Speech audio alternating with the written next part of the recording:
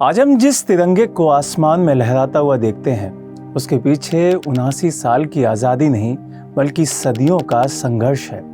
ये कहानी है उस भारत की जिसने गुलामी देखी, विद्रोह देखा, बलिदान देखा और विभाजन का दर्द भी देखा, और फिर देखा अपने पैरों पे खड़ा होना, और फिर वो सारी की सारी चीज़ें देखी जो 2026 में आप सब भी देख रहे हैं।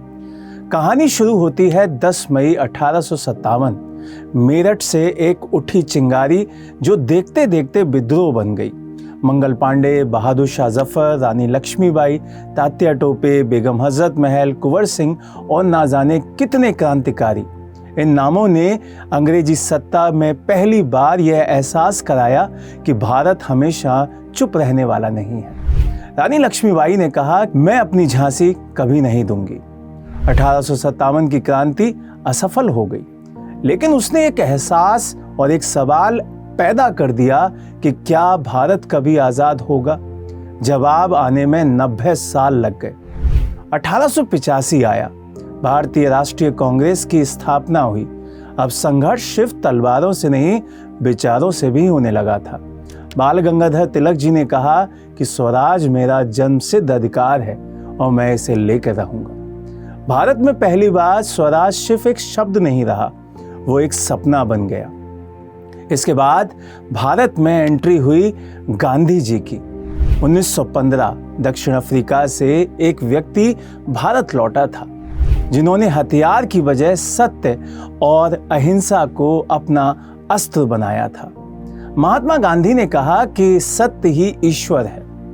1900 का जलियांवाला बाग कांड भारत के मन को झंकोर करके चला गया, और फिर आया 1920 का असहयोग आंदोलन। लेकिन आज़ादी की लड़ाई का रास्ता सिर्फ अहिंसा तक सीमित नहीं था। कुछ नौजवान ऐसे भी थे जिन्होंने अपनी जवानी भारत माता के नाम कर दी थी। भगत सिंह, इंकलाब जिंदाबाद। भगत सिंह के लिए क्रांति सिर्फ सत्ता बदलना नहीं था, बल्कि समाज को बदलना था। आजाद थे, आजाद रहेंगे और आजादी ही शहीद हो गए।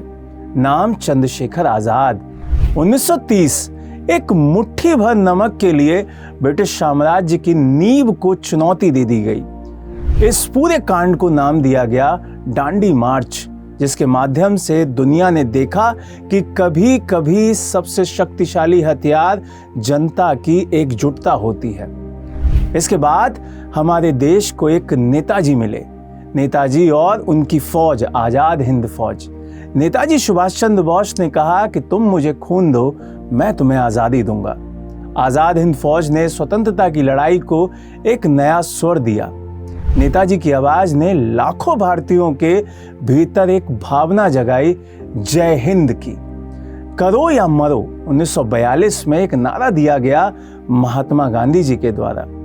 उन्होंने भारत छोड़ो आंदोलन के माध्यम से ब्रिटिश शासन को साफ संदेश दे दिया था कि अब भारत पर शासन करना पहले जैसा आसान नहीं है। एक तरफ आंदोलन, दूसरी तरफ क्रांतिकारी संघर्ष और तीसरी तरफ विश्व युद्ध के बदलते समीकरण। भारत की आजादी अब दूर नहीं थी।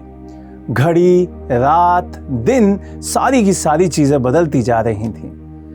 अब फिर से वो रात आई और तारीख हो गई 14 अगस्त। एक ऐसा क्षण जिसका इंतजार भारत ने लगभग 90 वर्षों तक किया था। देश आजाद हो रहा था। तारीख हो रही थी 15 अगस्त 1947। लेकिन आजादी अपने साथ खुशियां ही नहीं लाई, लेके आई विभाजन का दर्द। लाखों लोगों का विस्थापन हुआ और अनगिनत परिवारों की बिछड़ती कहानियां सबके सामने आई। आजादी मिली, लेकिन उसकी कीमत बहुत भारी थी। संविधान की नई शुरुआत हुई। आजादी के बाद भारत के सामने सबसे बड़ा सवाल था कि अब इस देश को कैसे चलाया जाए, और जवाब मिला संविधान।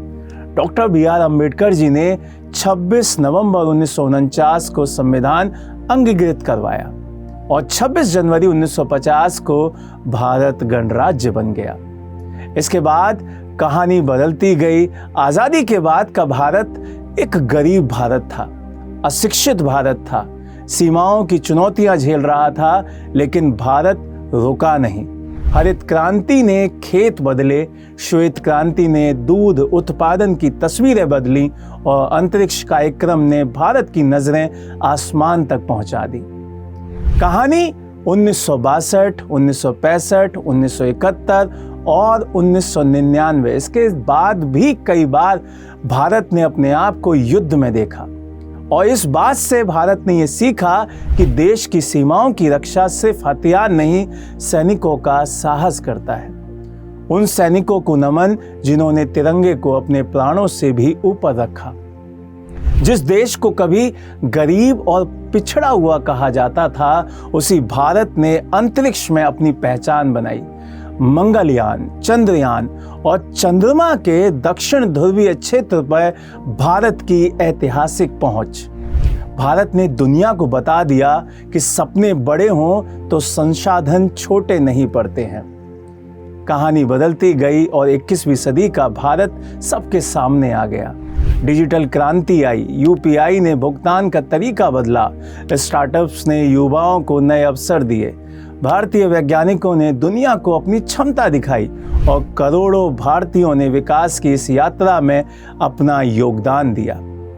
2026, अब हम वहां खड़े हैं जहां पे आज का 15 अगस्त 2026 हम सारे के सारे लोग मना रहे हैं। 1857 के उस विद्रोह से आज की डेट तक हम एक ऐसे भारत के सामने खड़े हैं जो अपनी समस्याओं से लड़ रहा है और दुनिया में अपनी जगह भी बना रहा है। लेकिन आज़ादी का मतलब सिर्फ अंग्रेजों से आज़ाद होना नहीं था। अपने फैसले खुद लेना एक आज़ादी था, अपने भविष्य का निर्माण करना एक आज़ादी था और अपने देश को बेहतर बनाने की जिम्मेदारी खुद उठाना एक आज़ादी था। जिस आज़ादी के लिए किसी ने फांसी का फंदा चूमा, किसी ने गोलियां खाई, किसी ने जेल की सलाखें देखी, किसी ने अपना घर छोड़ा और किसी ने अपने परिवार से हमेशा के लिए विदा ले ली। आज वही आज़ादी हमारे हाथों में है।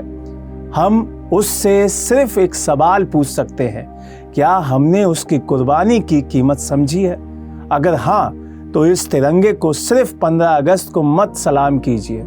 जब भी देश को तुम्हारी ज़रूरत पड़े तो अपने हिस्से का भारत बनना आपको स्वीकार करना होगा, क्योंकि भारत सिर्फ एक देश नहीं है, भारत एक जिम्मेदारी है और उस जिम्मेदारी का नाम है इंडिया। भारत माता की जय। वंदे मातरम। जय हिंद।